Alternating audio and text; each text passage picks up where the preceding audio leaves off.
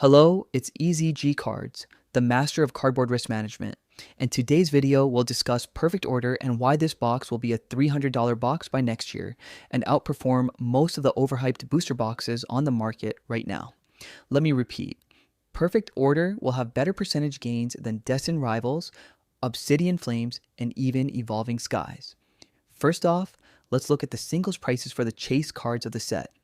Now, Perfect Order has only been out for a month, and usually singles prices are expected to drop 30 to 50% after release.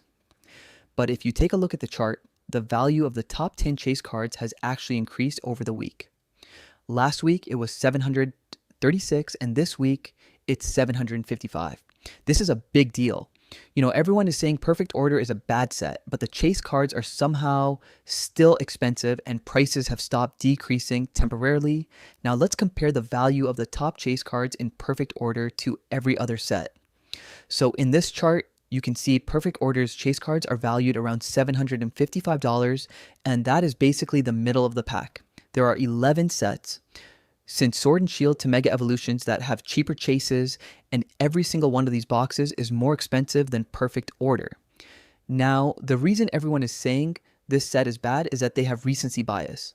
Perfect Order came after Destined, Mega Base, Phantasmal, and Ascended. The market is drunk on $500 to $1,000 chase cards. That is 4 sets in a row with their top 10 chase cards value in thousands. So yes, if you compare Perfect Order to those sets, it's not as good. But guess what? So is pretty much every other set except Lost Origins, Fusion Strike, and Evolving Skies, which are the 3 most expensive booster boxes since Sword and Shield. So let's look at the price charts for every booster box since Sword and Shield. And right there in red, you can see Perfect Order is in last place. In fact, it is $50 cheaper than the second cheapest box in Surging Sparks. Now, how does that make sense? This set is not like Darkness Ablaze or Rebel Clash, which have very cheap chase cards. This set is at least comparable to Temporal Forces and Stellar Crown, which are both currently around $300 box. So, guess what? In 1 year, Perfect Order is probably going to be a $300 box. Let's just compare the chase card to market price ratios. You can see that Perfect Order has the second best value.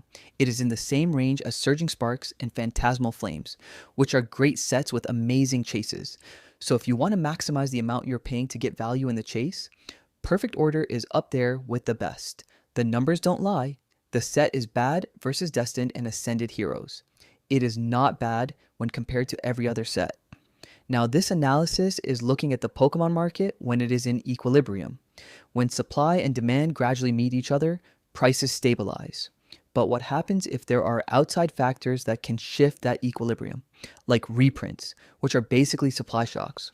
Well, for that risk, Perfect Order is the least likely booster box of the Mega Evolutions era to receive reprints. The Pokemon Company has more important sets to reprint. You have Destined Ascended Heroes, plus Mega Base and Phantasmal Flames booster box prices, all in unaffordable ranges for the customer. Pokemon has to hit these first.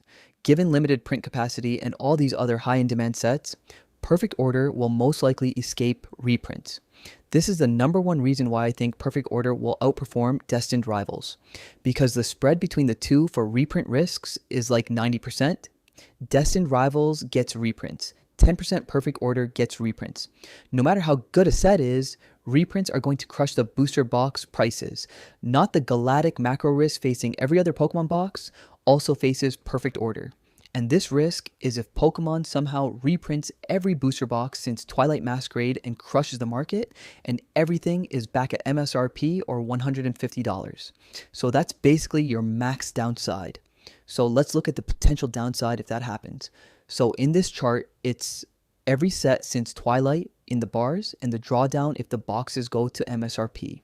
So you can see, compared to every other set since Twilight, Masquerade, Perfect Order has the lowest downside because it is already so cheap. So all in all, Perfect Order has the lowest downside and probably the highest upside, percentage-wise, because the probability that it goes from $200 to $300, where Stellar Crown and Temporal are at, is high.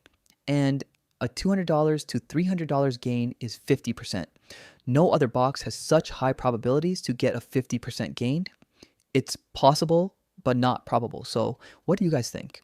Are you investing in perfect order? Like, comment, and subscribe for more videos about turning cardboard rectangles into paper rectangles.